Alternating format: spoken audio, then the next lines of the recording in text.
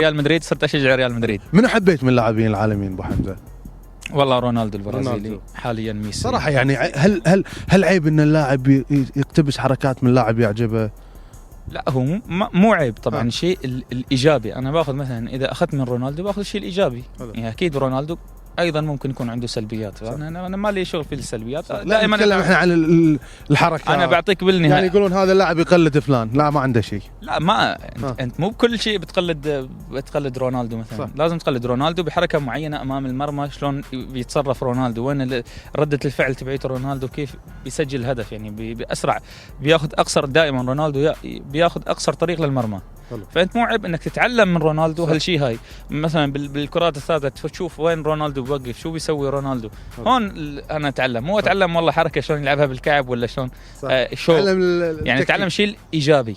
في انحاء الوطن العربي الكبير فراس خطيره لاحمد عجب، حصلها عجب يتقدم جهه اليمين ويلعبها عاليه. فراس عجب يصنعها على راس فراس الخطيب في الدقيقة 38. راح نشوف حمد العنزي. قال عنك مواقف وانت عندك مشاكل مع حمد العنزي، دائما يقولون يغلدك حمد العنزي. يعني ما حد يعرف لك بالقادسيه يقولون له حمد العنزي. فنروح نشوف صاحب رونالدو منو باتو، شافون حمد بباتو. نروح نشوف حمد العنزي ايش قال عن فراس ونرجع. طبعا اخوي فراس الخطيب نجم كبير وطبعا كشهادتي فيه مجروحه. والله من المواقف اللي مع اخوي فراس الخطيب مواقف عديده معه. مره رايحين السفره الاخيره رايحين الاتحاد السوري، والله يعز المشاهدين يعني يعز المستمعين. حاط جوتيه مخليه تحت، فقعد جوتيه ونايم يعني، فاخذت جوتيه وخشيته يعني. فقاعد من النوم يدور جوتيه، مسكين ماله قاعد ساعه يدوره، معصب قاعد ورا، شعره وقف على الجنب طبعا وقف. يلا اخر شيء يلا لقاه. هذا موقف. الموقف الثاني مع الاتحاد السوري قام يقول، فالظاهر شاف الجمهور 30,000 متفرج، قلت ليش مركض؟ كان يقول كنت خايف من الجمهور اذا قورت ولا شيء خاف ينزلون الملعب يطقوني يعني. يلا يا حمد، لابد ان تتحرر بلا شك يا حمد الى فراس. يا الله يا الله الله الله الله الله، يا سلام لفراس الخطيب، لديه الفراسة السورية. طبعا فراس شفنا حمد العنزي شنو قال عن فراس ومواقف بينك وبين فراس. وقبل شوي انت تقول له لا تقول ان انا اكبر منك ب10 سنوات. شنو سالفه العمر هذه بينك؟ لا احنا ما في على اساس العمر، هي موضوع بيني وبين لاعب صغير بالفريق. فقلت انا اكبر منك. محمد يعني؟ لا مو محمد. حمد يمكن اكبر مني. لا والله يعني الحمد لله رب العالمين. الجو في نادي القادسيه جو اسري يعني، اللاعبين نفس الاخوه يعني.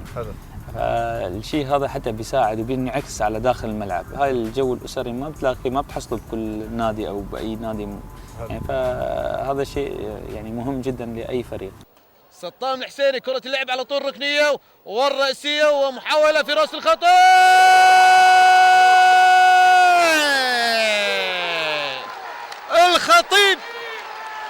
الخطيب سمعنا يعني ما سمعت انا، استشفيت منك. يمكن احنا اول يمكن برنامج يمكن يعرف الموضوع هذا، صح ولا لا؟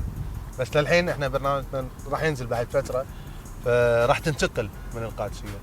والله ان شاء الله الانتقال راح يكون نادي الى نادي قطري ان شاء الله، الدوري القطري بالضبط. بالتحديد صلال ان شاء الله. صلال ان شاء الله. طبعا نتمنى لك التوفيق، طبعا تستاهل والله يا فراس. هذه ثاني مره تروح قطر، رحت حق الاهلي اعاره. رحت اعاره مباراتين، واللي كان حلو بالاعاره انه لعبت مع جوارديولا. حلو. جوارديولا من كذي صرت برشلوني. برشلوني قلت لك لما يعني رونالدو كان برشلونة كنت برشلوني، راح ريال مدريد صرت ريال مدريد، بس طلع من اثنين رجعت على برشلونة. المفروض حتى الانتر كيفي مع لا بس راح اخر شيء انها باس ميلان. خلاص مع اس ميلان رديت لاس ميلان يعني. حلو. انزين نتكلم عن الجماهير السورية وشغف الجماهير السورية في كرة القدم. يعني انا من خلال لقاءات من الجماهير السورية استمتع والله لما الاقي جماهير سوريا، خاصة جمهور الكرامة، جمهور الاتحاد، الجيش، يعني على هالحب الجماهير اللي يحبون في الكرة. لكن كرة القدم سوريا ما تطور يعني. هي احلى ما بكرة القدم السورية الجماهير صراحة، واقوى ما بالدوري الجماهير. يعني لو تروح تشوف الدوري السوري تشوفه ضعيف فنيا لكنه قوي جماهيريا. المسؤولين ما يشوفون يعني على مستوى الوطن العربي يعني من اوائل، من اكثر الناس اللي يحضروا في اكثر المشاهدين اللي بيحضروا مباريات في سوريا. مسؤولين ما يشاهدون هالشيء، ما جهد. يعني اول مره نشوف المنتخب السوري يظهر بصوره حلوه ونقول في كاس روح المنتخب السوري في كاس اسيا. في كاس اسيا يعني شفنا روح يعني. طبعا انت ما بتكفي اليوم انت اليوم المشكله انك انت اليوم ما بيكفي بس انك تلعب بروح حلو، لازم يكون في شغل، اعداد مدربين على مستوى عالي، اتحاد لازم يكون محترف. صح. فالامور هاي كرة القدم ما عاد يلا يا شباب ولما ويلا وشدوا حيلكم ويلا يعني الحماس وهي اوكي، بس يعني هذا شيء معين الى دور الى تاثير، لكن لا يتعدى ال 10 15%. لكن الشيء المنظم لازم يكون شغل سنين راح يطلع معاكم باسبوع. وفراس الخطيب ينفذ ركلة الجزاء. ولاحظوا هنا دعوات اللاعبين ودعوات 23 مليون سوري، عدا المحبين العرب، عدا أشقائنا العرب في كل أنحاء المعمورة.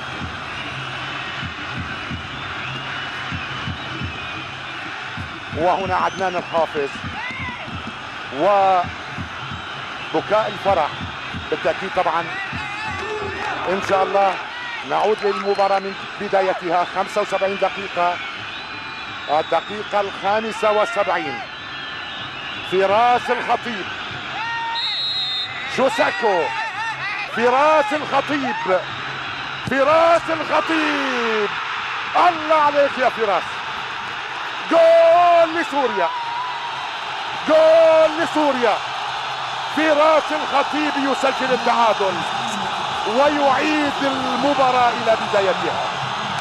فراس الخطيب، برافو يا شباب.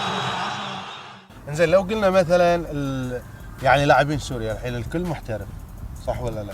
يعني طبعا اللي داخل سوريا محترفين. اللي قصدك المحترفين خارج سوريا يعني اغلبهم محترفين. فراس، جهاد، زينو، يعني لاعبين يمكن اللي نعرفهم بالكويت عندنا 4 يعني عندنا تقريبا 5-6 لاعبين محترفين خارج سوريا. طبعا اللاعب لما بيطلع بيحترف بتتنوع عليه المدارس فبتزيد الخبره تبعته، فدائما المكسب بيكون للمنتخب. صح. لو تشوف كثير من المنتخبات لاعبينهم محترفين خارج البلد.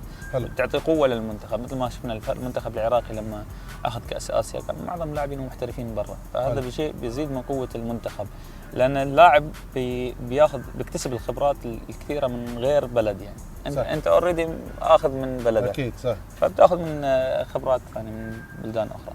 فراس الخطيب ويلعبها على يمينه، جول على يمينك يا نواف. طبعا نكمل معك فراس على خلينا نقول مقاعد احتياط نادي القادسية. قعدك محمد ابراهيم في مباريات احتياط؟ والله انا طبعا جلست على مقاعد الاحتياط، هذا شيء مو عيب. طبعا كانت الاسباب ان الاصابات، يعني كنت ارد من الاصابه فلازم تدخل بال20 دقيقه او 25 دقيقه في المباراه، فهذا كان السبب اني مشروع حق اللاعب انه يتضايق اذا قاعد احتياط. طبعا انا اكره الكرسي هذا، لكن احيانا تضطر عليه، يعني انك تكون مصاب ما تكون جاهز، لانك انت لما بدك تشارك او بدك تقدم دائما مطالب اللاعب انه تكون جاهز 100% يعني صح. داخل الملعب لما تنزل ما بيرحمك الجمهور، لما بتنزل ما بتأدي ما بيرحمك الجمهور، ما بيعرف انه مصاب، مجرد شافك عم تلعب خلاص عرف انك انت جاهز. حلو، فلازم تحضر نفسك شوي. حلو، نتكلم عن محمد ابراهيم يعني كابتن محمد ابراهيم ابو نواف غني عن التعريف، صاحب انجازات، صاحب بطولات مع القادسيه.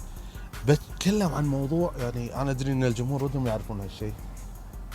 دائما يتضايق اللاعب لما احد يشكك في ولاء حق ناديه او حق منتخبه او كذا. طبعا صح ولا لا؟ صح. حلو، هذه متفقين، اول نقطه اتفقنا عليها. في نهايه كاس الاتحاد الاسيوي بين القادسيه والاتحاد السوري رحت تشوت بلنتي. طبعا احنا نجزم ان فراس اكيد كان خاطره كلاعب يحط الكره بالجول وطبيعي. نعم. بس احنا خلينا نتكلم، كرة القدم دائما تدخل فيها العنصر النفسي، العنصر الشخصي حق اللاعب، عناصر دائما. يعني في كرة القدم بالاندية الاوروبيه يبون طبيب نفسي حق الفريق، صح ولا لا؟